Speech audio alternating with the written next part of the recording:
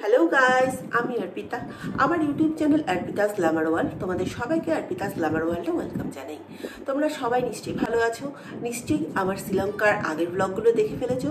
যদি নাও দেখে থাকো, নিচের লিঙ্ক আমি দিয়ে দিলাম, তোমরা কিন্তু সেখানে গিয়ে শ্রীলঙ্কার আগের ব্লগগুলো দেখে নিতে পারো।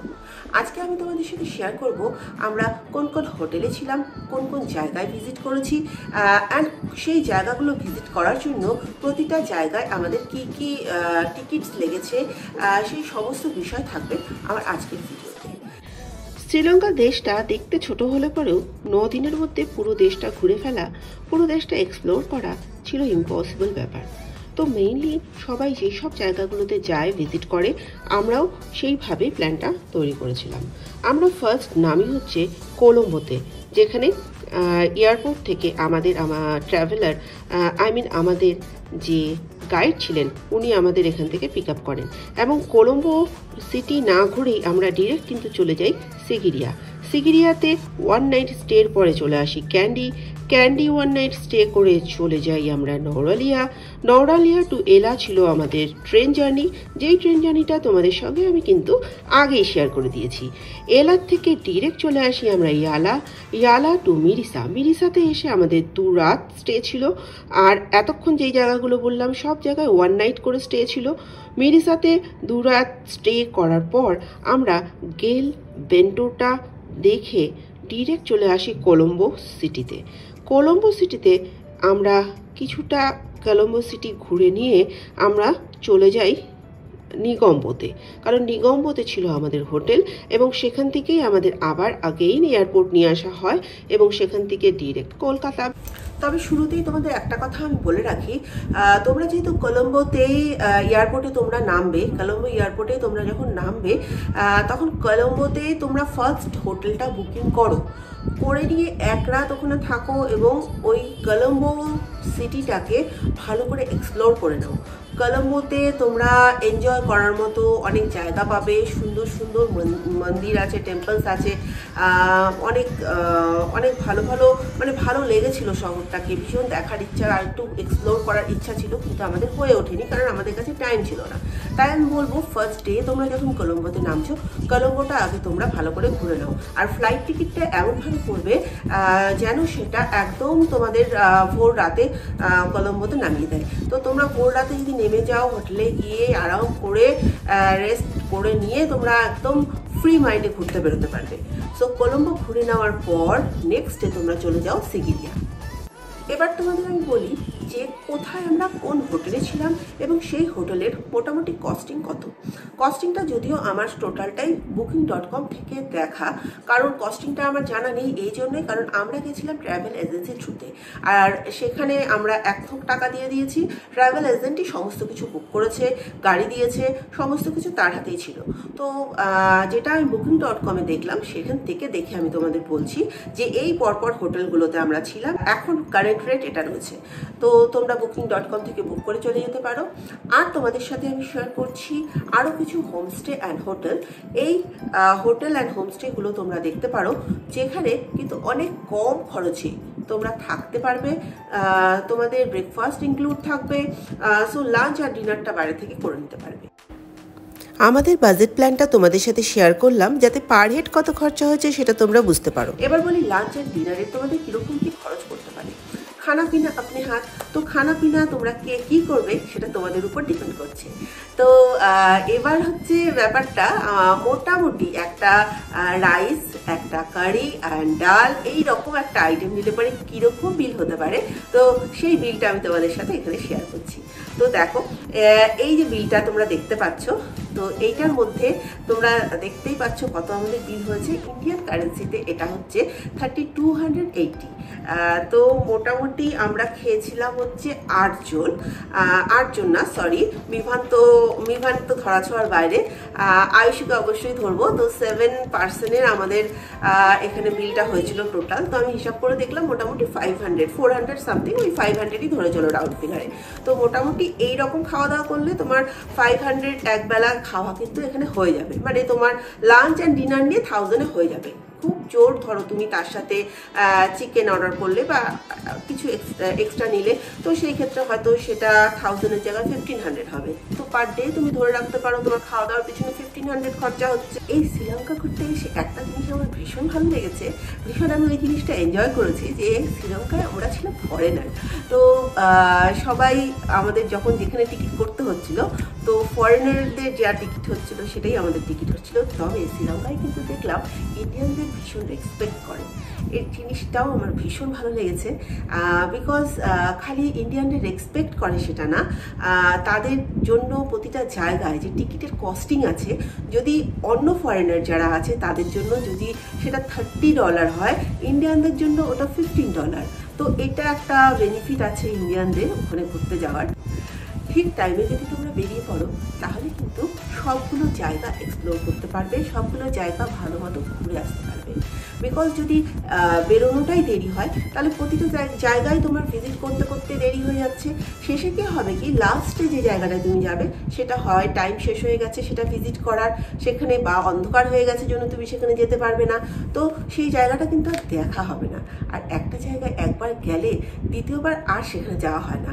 তাই আমার এই কথাটা কিন্তু সবসময় মনে রেখো, কোথাও গেলে পরে অবশ্যই খুব তাড়াতাড়ি চটাপট রেডি হয়ে ঠিক টাইম মতো বেরিয়ে পড়ো। এবার আসছে হচ্ছে যেই সব জায়গাগুলো তোমরা ভিজিট করছো সেখানকার এন্ট্রি ফি কোথায় কত লেগেছে। তো সেখানকার এন্ট্রি ফিটাও আমি তোমাদের কিন্তু পর বলে দেবো, কোন কোন জায়গায় আমরা কোথায় কোথায় ভিজিট করেছি এবং সেখানে কোথায় এন্ট্রি ফি লেগেছে কোথায় লাগেনি, অ্যান্ড সব টোটাল এন্ট্রি ফি কত লাগছে। তো সেটা দিয়ে কিন্তু তোমাদের বাজেটটা একবারে বেরিয়ে যাবে। আর ফ্লাইট টিকিটে কত লেগেছে সেটা তো আমি গত ভিডিওতেই বলেছি, তো ওই ভিডিওটা তোমরা দেখে নিও। সেখানে কিন্তু flight ticket, visa, money exchange, SIM card and health insurance সেই ব্যাপারে টোটাল ডিটেলে বলা আছে এবং ভিসা লিঙ্কও দেওয়া আছে। এই ভিডিওর শেষেও কিন্তু তোমরা ভিসার লিঙ্কটা পেয়ে যাবে এবং সেখান থেকে গিয়েও তোমরা ভিসাটা ইজিলি করে নিতে পারো। আমরা যেসব জায়গাগুলো ভিজিট করব জন্য ঠিক করেছিলাম সেই সমস্ত প্লেসগুলোই তোমাদের সঙ্গে শেয়ার করছি, যদিও সমস্ত জায়গা ভিজিট করে ওঠা আমাদের পক্ষে পসিবল হয়নি। তোমরা স্ক্রিনে লক্ষ্য করলেই দেখতে পাবে যে যেসব জায়গায় এন্ট্রি ফি লেগেছে সেগুলো আমি স্ক্রিনে কিন্তু মেনশন করে দিয়েছি, সো সেগুলো আর আলাদা করে মুখে বলছি না। যেসব প্লেসগুলো আমরা ভিজিট করতে পারিনি তারও কিছু কালেক্টিং ফটো কিন্তু আমি এই ভিডিওতে অ্যাড করে দিয়েছি, যাতে তোমরা সেই প্লেসগুলো দেখতে পারো এবং বুঝতে পারো যে ওই জায়গাগুলোতে তোমরা যেতে চাও কি চাও না। শ্রীলঙ্কার যে কটা প্লেস আমরা ভিজিট করেছি সেটুকু ভিজিট করে আসতে আমাদের কতটা কি খরচ হয়েছে সেই বাজেট চার্টটা কিন্তু তোমাদের সাথে আমি আগেই শেয়ার করে দিয়েছি। এই ভিডিওর শেষে তোমরা দেখতে পাবে যে আমি একটা নিউ বাজেট প্ল্যান তোমাদের জন্য তৈরি করেছি, যেটাতে তোমরা কিন্তু আরও অনেক কম খরচে শ্রীলঙ্কা ট্যুরটা করে আসতে পারো। আমরা এখন যাচ্ছি বোটানিক্যাল গার্ডেন ট্যুর করতে। ইয়েস, এই বোটানিক্যাল গার্ডেনের বাইরে থেকেই আইসক্রিম খেয়ে আয়ুষের শরীর কিন্তু মারাত্মক খারাপ হয়ে গিয়েছিল। এতটাই খারাপ হয়ে গিয়েছিল যে নেক্সট ডে ওকে ডক্টর দেখাতে হয়েছিল। আর সেই ডক্টরের কাছে গিয়ে তো আর এক কাণ্ড, আমি আর আয়ুষী গেলাম হারিয়ে, সঙ্গে ছিল সমাদৃতা আর জয়। ওরা আমাদের খুঁজে না পেয়ে সে কি টেনশন। হ্যাঁ, এই স্টোরিটাও তোমাদের সাথে শেয়ার করব অবশ্যই আমার নেক্সট ব্লগে, সেই জন্য নেক্সট ব্লগটা দেখতে হবে কিন্তু।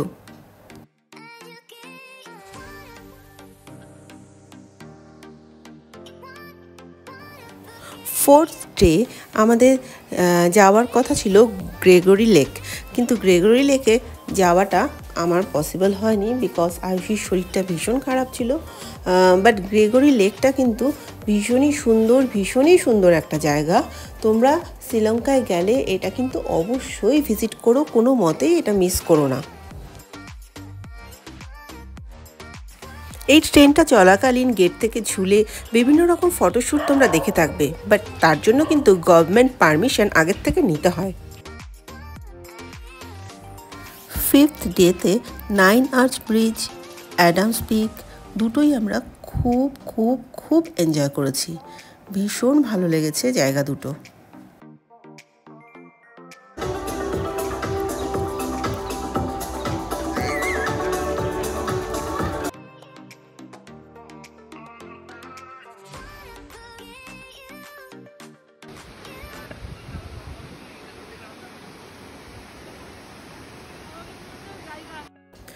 6 নম্বর দিন আমরা ইয়ালা ন্যাশনাল পার্কের মর্নিং সাফারি সেরে নিয়ে হোটেলে ফিরি।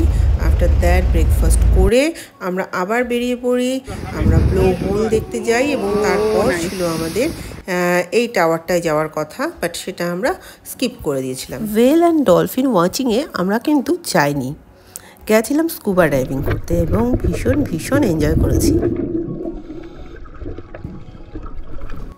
কোকোনাট হিলসে গিয়ে দেখলাম যত সুন্দর ফটো এখানকার দেখেছিলাম, এখন প্রচুর কোকোনাট ট্রিগুলো নষ্ট হয়ে যাওয়ায় সেই সৌন্দর্যটা এখন আর এখানে নেই। তাও সুন্দর জায়গাটা।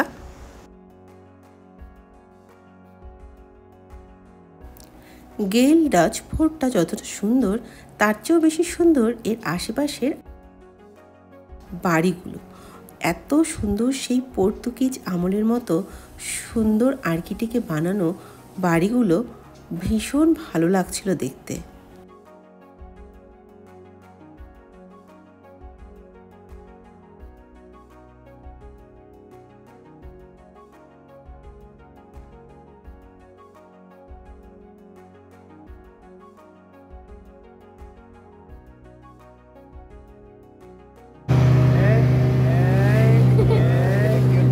রিভার, এটা হচ্ছে কি রিভার? কি রিভার? মধু রিভার। হ্যাঁ, মধু রিভার। বেন্টোটায় এই সমস্ত জায়গাগুলো ভিজিট করে 1 নাইট আমরা বেন্টোটাতে স্টে করি। আফটার দ্যাট নেক্সট ডে আমরা চলে যাই কোলম্বো সিটি ট্যুর করে নিয়ে আমরা নিগম্বোতে রাত্রিটা কাটাই।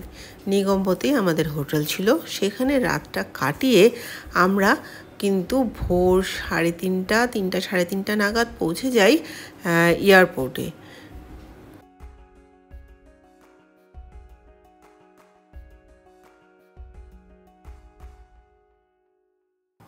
হোটেল ছেড়ে দিয়ে ভোর 3:30টার সময় আমরা পৌঁছে গেছি এয়ারপোর্টে। এবার বাড়ি ফেরার পালা। তোমরা চাইলে আমার এই বাজেট প্ল্যানটা ফলো করতে পারো, যেখানে অনেক মিনিমাম রেটে তোমরা হোটেল পাবে। কলকাতা তো চেন্নাই চলে যাবে ট্রেনে এবং সেখান থেকে ফ্লাইট করবে। আর আমার এই ভিডিও দেখে সেখান থেকে ইনফরমেশন গ্যাদার করে কেউ যদি শ্রীলঙ্কা ঘুরতে যাও, অবশ্যই কিন্তু সেটা আমার সাথে শেয়ার করবে, ঠিক আছে? তো আজকে আসছি, বাই বাই। আবার নেক্সট ভিডিও নিয়ে আসবো খুব শিগগিরই। একটা ভিডিও মিস করো না, ফটাফট সাবস্ক্রাইব করে ফেলো অর্পিতাস গ্ল্যামার ওয়ার্ল্ড চ্যানেলটা।